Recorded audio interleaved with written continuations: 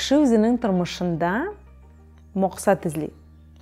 Минем төп максатым нинди? Мин бу дөньядагы кешеләргә нәрсә калдырырга тиеш? Мин бу дөньяга нәрсә өчен килгән?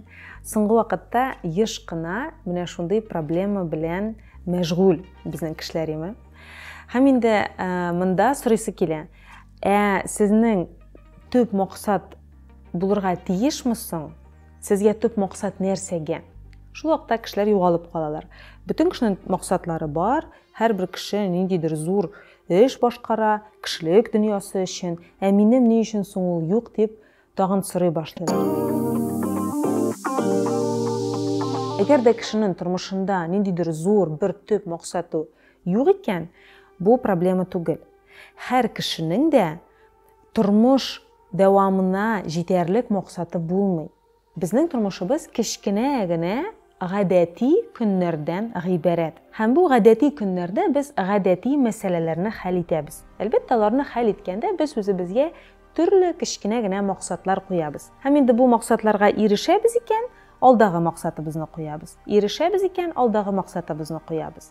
Менә шулай тормыш дәвамында әкрен генә адымлап кына хәрәкәт итү безгә гомумән тормышыбызны үтәргә ярдәм итә. Биредә шуны әйтеп китәсе килә. Без үзебезнең тормышыбызны график рәвешендә күзалласак, шушы графикның, шушы сызымның кайсы өлешендә мин хәзер дип тикшереп карарга кирәк. Менә мин хәзер тормышымның шушы ноктасында. Бу ноктада минем нәрсәләрем бар? Мин нинди максатларга инде ирештем? Тагын нинди максатларны мин үземә куярга әзер? Ирешә алырлык максатларны куябыз, шулай бит? Бу максатлар кем өчендер бик гади булып тоелырга мөмкин, ләкин менә нәкъ сезнең өчен ул тормышыгызның хәзерге моментында бик мөһим максат. Һәм шулай итеп, һәр вакытта да безнең ичке дөньябызны тышкы вакыйгалар белән, тышкы тормыш белән тәңгәлләштереп туру мөһим. Әгәр дә алар тәңгәл килә икән, ул вакытта мин читтән килеп ирешкән, читтән тагылган максатлар белән яшәмәячәкмен. Ул вакытта минем максатларым үземнеке булачак. Һәм алар минем өчен мөһим булган, ирешә алырлык кечкенә генә уңышларым. Менә уңышларыгызны күрә белү шулай ук бик мөһим. Еш кына без яшибез, ниндидер эшләр башкарабыз, үзебезнең үтелгән юлны күрә белмибез. Бу вакытта шулай ук тормышны сызым рәвешендә күзаллау ярдәмгә килер.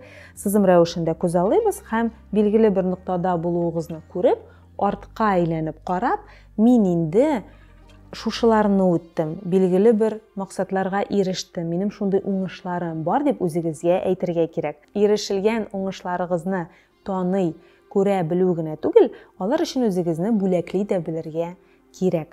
Үткән юлны күрү һәм үзеңне бер кадәр бүләкләү өчен безнең эчебездә булган ата позициясе җавап бирә.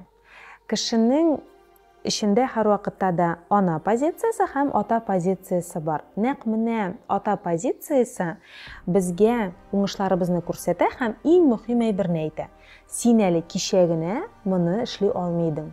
Син әле бер ел элек кенә моны башкара алмыйдың дип әйтә ул. Шул рәвешле эшебездә булган ата позициясендәге безнең бер өлешебез безгә алга таба барырга ярдәм итә. Монда шулай ук ана позициясе турында да әйтеп китәргә кирәк. Ана позициясе безне бернинди шартларсыз ничек бар шулай кабул итә, шулай ярата. Менә шушы ике позицияның олы кешенең эчендә янәшәдә булуы, баруы аңа үз максатларын дөрес итеп куярга ярдәм итә дә инде.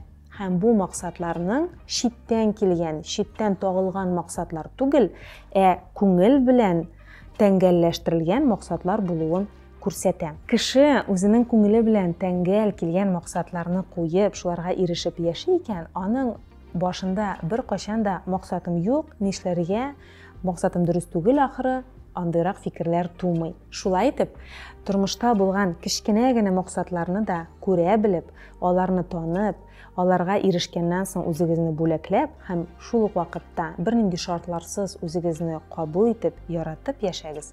Шул вакытта максатларыгыз да сезнеке булыр. Читтән килгән тагылган максатлар да сезне тормыш юлыгыздан тайпылдырмас.